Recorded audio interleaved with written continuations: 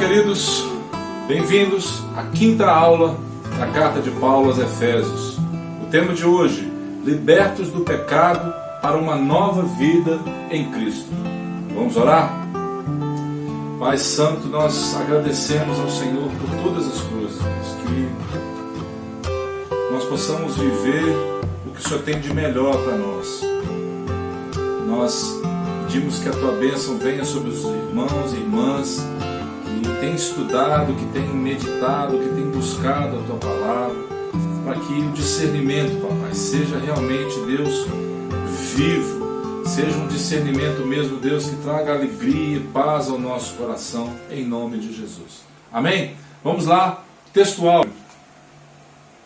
Diz assim: mas Deus, que é riquíssimo em misericórdia, pelo seu muito amor com que nos amou, estando nós ainda mortos em nossas ofensas, nos vivificou juntamente com Cristo.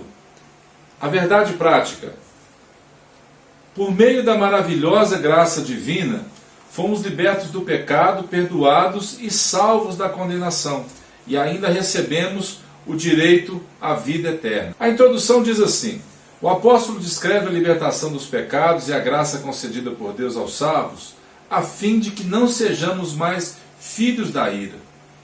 O Senhor nos salvou da ira e da condenação eterna em Cristo Jesus. Nos escolheu nele. Lembre-se disso. Você foi escolhido nele, no sacrifício vicário de Jesus Cristo na cruz do Calvário. O homem, em sua natureza decaída, é diagnosticado como morto, ou seja, uma declaração da real condição das pessoas sem Deus.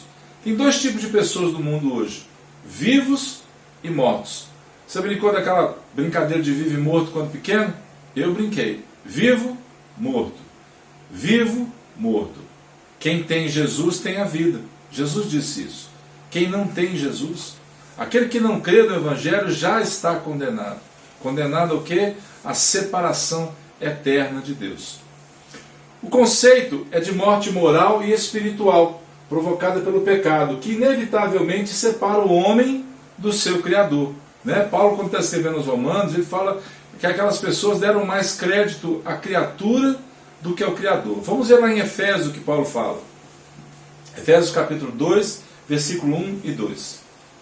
Ele vos deu vida, estando vós mortos nos vossos delitos e pecados, nos quais andastes outrora, segundo o curso deste mundo, segundo o príncipe da potestade do ar, do espírito que agora atua nos filhos da desobediência. Olha só, irmãos, o salvo em Cristo agora adota uma postura diferente da anterior, não mais relativizando o pecado que tenazmente nos assedia. Para algumas pessoas tudo é relativo. Eu faço isso dependendo. Eu sou assim porque eu estou dependendo de onde eu estou. Eu estou falando assim porque no ambiente onde eu estou é melhor ser assim. Não, não faça isso não. Esse relativismo é coisa do mundo. Não se conforme a esse mundo, se transforme. Amém? A imoralidade, a mentira, o roubo, coisas tais não fazem parte mais do nosso padrão de vida. Não sejamos mais desobedientes e incrédulos, mas santos e irrepreensíveis. Lembra da aula passada, da aula retrasada, quando falamos sobre isso? Então guarde para você muito bem. Não é porque você é santo, vou repetir, irrepreensível, que Ele te escolheu. Ele te escolheu antes que você tivesse oportunidade. Não foi por obra, foi por amor. Vamos ver Romanos capítulo 12, versículo 2. Paulo diz assim: e não vos conformeis com este século, mas transformai-vos pela renovação da vossa mente, para que experimenteis qual seja a boa, agradável e perfeita vontade de Deus. Boa, perfeita e agradável. Completo, irmãos. A boa vontade de Deus, a perfeita vontade de Deus e a agradável vontade de Deus. O salmista diz assim: agrada-te do Senhor, e Ele o quê?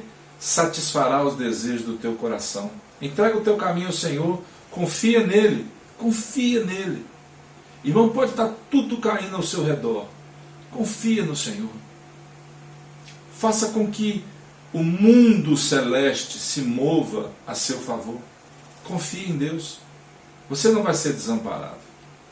Davi diz assim: olha, eu fui moço e agora sou velho, e nunca vi um justo mendigando pão, nem a sua descendência. Confie no Senhor. A inclinação para pensar e realizar o mal é inerente ao ser humano, está dentro de você o mal. Cumpre a você dominar. Por isso estávamos condenados, desprovidos do favor divino. Mas Cristo, o que Ele nos deu? Nos deu vida. E como? Vida em abundância.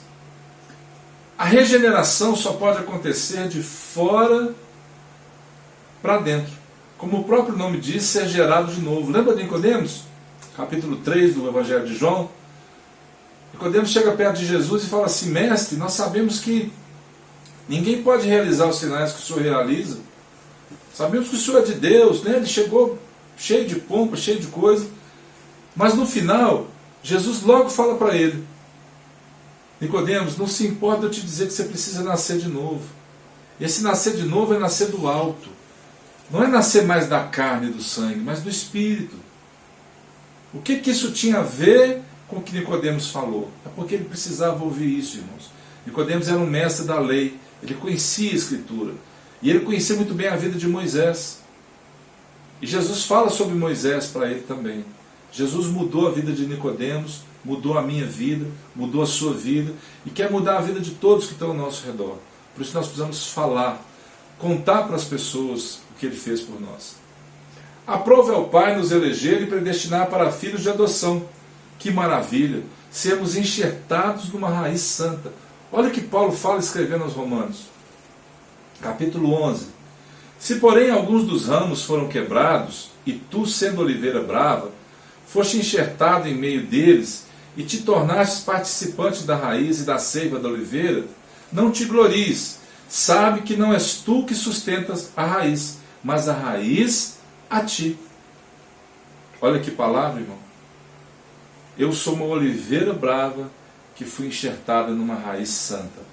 Comecei a buscar a minha alimentação daquela raiz. Certa vez eu ouvi um pastor argentino dizer uma coisa, que você é como se fosse uma árvore. E você, quando aceita Jesus, você é arrancado do solo. Suas raízes ficam expostas. E é como se você estivesse de cabeça para baixo. Você se sentiu assim? Eu me senti. E eu me identifiquei com aquilo que ele estava dizendo. As raízes ficam para cima. Qual é a tendência agora de você buscar? Não é suas raízes descerem, é para que elas subam nas coisas celestes. Para que você pense nas coisas do alto. Suas raízes vão se fixar agora nas coisas do Senhor, nas coisas do céu, nos pensamentos do céu. E você vai ter o seu fruto vindo de um outro lugar. A riquíssima misericórdia e a magnitude do amor divino motivou a nossa salvação eterna. As obras agora são uma evidência da nossa salvação. Muito importante, nós vamos ver agora, é a fé. Sabemos que sem fé é impossível agradar a Deus.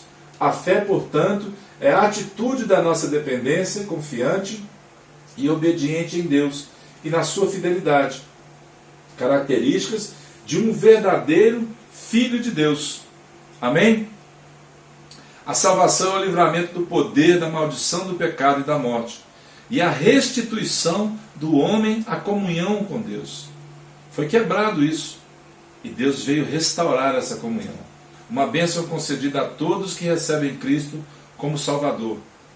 Efésios capítulo 2, vamos ler. Versículo 8 a 10. Porque pela graça sois salvos, mediante a fé. Isso não vem de vós, é dom de Deus. Não de obras para que ninguém se glorie, pois somos feitura dele, criados em Cristo Jesus para boas obras, as quais Deus de antemão preparou para que andássemos nelas. Você consegue ver um contraste entre salvação e perdição? O destino do pecador, condenação eterna. O destino do salvo em Cristo Jesus, vida com Deus. Finalmente é importante dizer que o ser humano é livre para escolher entre dois caminhos, né? Ou salvação ou perdição, ou bênção ou maldição. O que você vai escolher? Sua liberdade não foi eliminada e a graça pode ser resistida. Você entende isso? sua liberdade não foi eliminada com a escolha que o Senhor fez. Você pode resistir, você pode não querer o céu, as coisas de Deus, mas mesmo assim, o Senhor ainda vai te amar. Conclusão. Antes da regeneração éramos filhos da ira, condenados à perdição eterna. Por ato do amor divino, por meio de sua maravilhosa graça, nos tornamos o quê? Filhos por adoção. Entender essa carta de Paulo aos Efésios é uma tarefa fácil, porque ele está dizendo de algo que ele viveu. Paulo viveu isso. Paulo perseguia a igreja e ele foi adotado pelo Senhor, com muito amor. Você também foi adotado. Eu fui adotado. Adotar, a palavra adotar quer dizer abraçar. Quando você abraça uma ideia, você adota uma ideia, você adota uma pessoa, você está abraçando. E Jesus Cristo fez isso conosco. Ele nos abraçou. Ele nos elegeu e Ele tem o maior prazer em realizar na nossa vida aquilo que realmente está no coração dele. Que você possa nesse dia, querido, desenvolver esse dom que Deus te deu. A salvação é um dom de Deus. O perdão de pecados veio de Deus para você de graça. Lembre da palavra, pela graça sois salvos, mediante a fé. Que você possa exercitar a sua fé, assim como você tem feito, que você possa fazer mais e ser abençoado em nome de Jesus.